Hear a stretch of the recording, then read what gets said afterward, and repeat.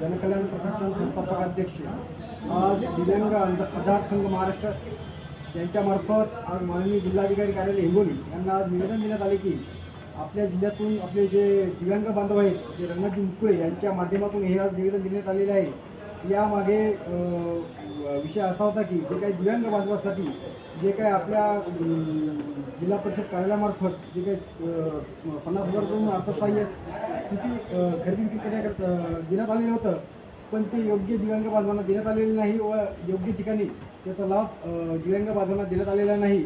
हा एक विषय आणि याच्यामध्ये पुन्हा दिव्यांग बांधवांना खूप अशा गंभीर बाब म्हणजे अमानुष वागणूक अशी या ठिकाणी देण्यात आलेली आहे. यामध्ये दुसरा एक असा विषय सांगण्यात आलेला आहे जे आपले शासकीय रुग्णालय हिंगोली व शासकीय महाविद्यालय हिंगोली यांच्यामार्फत असा मंगल कारभार चालू आहे की दिव्यांग बांधवासाठी जे काही खरंच जे दिव्यांग बांधव आहेत अशांना ज्यांना खरंच 80%, 20% असे सर्टिफिकेट आपण घोषित करून असे देण्यात येत आहे. अशा जे खरंच जो दिव्यांग आहे 100% दिव्यांग आहे अशा लाभार्थ्यांना अशा दिव्यांग बांधवांना 20% अपंग घोषित करून अपंग सर्टिफिकेट देत आहेत. हे सुद्धा चुकीचं आहे. आणि खरंच जो कोणी दिव्यांग नाही आणि जो कोणी असा एक टेबलाखाली हात लाच देऊन अशा लोकांना हे दिव्यांगाचं सर्टिफिकेट लोक देत आहेत ते सुद्धा थांबणं महत्त्वाचं आहे.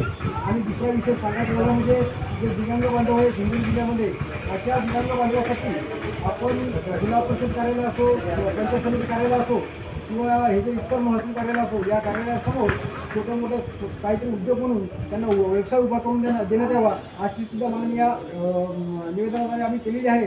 तरी लवकरात लवकर आमच्या दिव्यांग बांधवांना तुम्ही न्याय द्यावा. नसता सर्व दिव्यांग बांधव घेऊन आम्ही दिनांक 26 जानेवारी 2026 रोजी काळा दिवस म्हणून आपल्या जिल्हाधिकारी कार्यालयासमोर तीव्र निषेधार्थ आंदोलन केल्याशिवाय शांत बसणार नाही. एवढंच बोलतो. जय हिंद, जय महाराष्ट्र, जय शिवराय, जय भीम.